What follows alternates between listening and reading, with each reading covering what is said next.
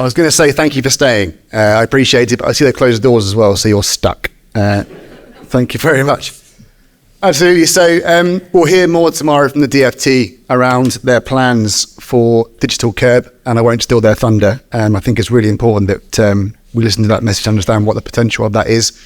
But I'm here today to talk to you about what is happening already in the UK across councils who have already digitised their curbside. But what's important to understand is not just digitising the curbside itself, but the entire process of that, of creating and implementing those TROs. So we've got an image here, which I'm really pleased is working because it doesn't always work on big screens and different arenas. But as you can see, the pressure on our curbside is ever increasing in the UK. There's more and more demand for different use cases and services. You know, we all talk about EV implementation. There's a curbside requirement of that. Equally as well, sustainable travel modes. A lot of councils are talking about moving the docking of scooters and bikes from on the curb onto the roadside. And that has an impact on the process that we have here in the UK, which is from some old legislation. So what does that look like? It creates this TRO bottleneck that we see in councils today, which is, again, an antiquated way of managing things in the old way, and isn't really fit for now. So it's pleasing to see things like the MPP come out, which has a bearing on this as well, but also the work the DFT is doing in the DTRO. All these elements fall into this category, and your colleagues, some of you here, I know, but your colleagues as well in the wider organisation have this problem and this pressure on the bottleneck that is the TRO. And if you look at the images here on screen, you'll see the varying use cases that are, coming into this bottleneck. So disabled bays, sustainable bike and e-scooter bays, taxi bays, every single one of these has legislation behind it. And again, it creates this bottleneck to getting things through. We work with partners such as car club partners, also EV partners, and there's a real frustration from their side of things. I'm sure we all share in the way things are managed today, generally speaking, in that once we have the commitment to go ahead and the money has been found to implement these sustainable schemes, we're then into how we get it through the process.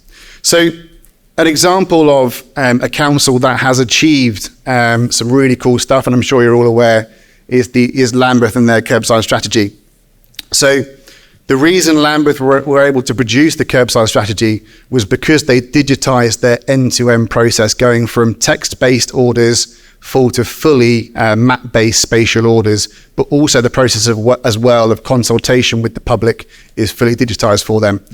And what they've been able to see and tell from that, the headline is that only 6% of their curbside is sustainable today. And that's just not 6% of the bays, but also the size of the base. So the total granularity that can be produced by digitizing your curbside is really powerful to authorities. So, and again, just a small quote there. It was referenced earlier in the report from McKinsey. It's only going to grow. The pressure on the curbside is only going to grow, but there's great potential in it as well. You know, we can really, if we look to digitize our curbside in the process, there's so much that can be drawn out of that on both ends of that platform. So what does the digital curb look like? This is Lambeth's curb, as you can see, and it's accurate, accessible, and machine readable. A really important part for that for me is the accessible part. We do a lot of work with organizations such as Motability to support their customers and ultimately blue badge holders to access the curbside. And the curbside can be really confusing. If you're traveling through London or the boroughs, there's different rules as to what you can and can't do with that blue badge. By enabling a digital curb, that can be made sense of for that individual so they know exactly what they can and can't do. From the authority side, that drives compliance, which comes into everything else, hopefully reduces congestion and everything else that's going on behind that. So the digital curb itself is extremely powerful in many, many use cases. And to bring that together, this is a diagram that we've created for TRO stakeholders. And I'm sure many of you work across these sectors in either public sector with your partners or here in the room today. But it's really important. And what we see is that by digitizing the curbside, it creates that collaboration, optimization, and therefore decarbonisation with all of these operators. So we work with partners such as these and all of these areas on behalf of our council partners, because by digitizing that, we can share the information more effectively via the preferred route for the partner, and therefore getting that into the hands of drivers and consumers directly, which therefore reduces miles driven, reduces congestion, and creates cleaner airs for our city.